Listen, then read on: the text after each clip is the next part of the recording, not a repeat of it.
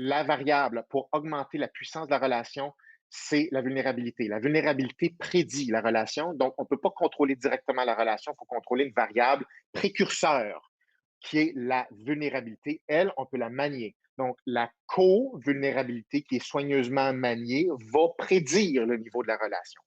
Donc, est-ce qu'il peut devenir néfaste d'être trop vulnérable? Je m'explique. Le fait de m'intéresser véritablement aux gens et d'être vulnérable avec eux pour permettre la relation m'a déjà été reproché. OK? Qu'est-ce que cela peut être? Est-ce que cela peut être dû au niveau de vulnérabilité qui était trop disproportionné? OK, bon. Alors, encore une fois, comme on le montre dans Psychom 1 clairement, la vulnérabilité a une séquence. Tu ne peux pas créer de la relation à la vitesse que tu veux, et parce que tu ne peux pas créer de la vulnérabilité à la vitesse que tu veux. Il y a une vitesse maximum dans l'instant présent selon certaines conditions qui va faire en sorte que la vulnérabilité va fluctuer de façon ascendante.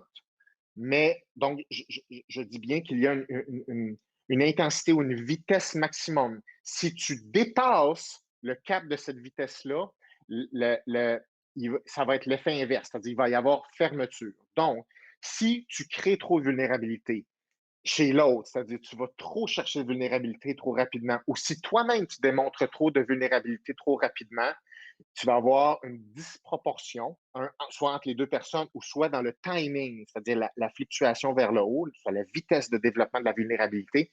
Et les deux cerveaux vont le sentir, surtout notre interlocuteur qui essaie de suivre la vulnérabilité.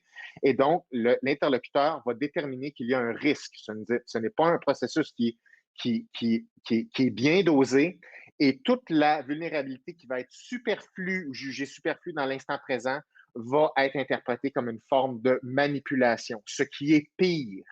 Et ça, je le vois sans arrêt, surtout pour des gens qui ont eu d'autres formations en communication, soit des gens qui ont beaucoup d'expérience en vente, qui sont très déterminés, qui ont pas tout à fait les bons outils entre leurs mains. Ils dépassent le cap de vulnérabilité maximal dans l'instant présent, et celui-ci peut changer la seconde d'après. Et ça fait en sorte que tu dépasses tes ratios, et là, la personne se referme, et maintenant, on sent que soit que la personne se referme, ça va pas plus loin, ou pire, on se le fait reprocher, ce qui est l'extrême.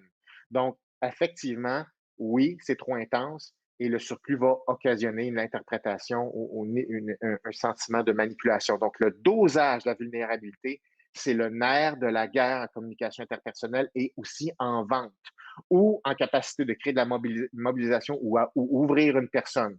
Si tu dépasses ton seuil de vulnérabilité maximum dans l'instant présent, tu fermes la personne et ça va être très difficile à revenir parce qu'elle va avoir créé une méfiance, etc., etc., etc. Donc, oui, en un mot, l'intensité, mais ça s'apprend selon différents cues pour avoir le bon filon. Autant non verbalement que verbalement.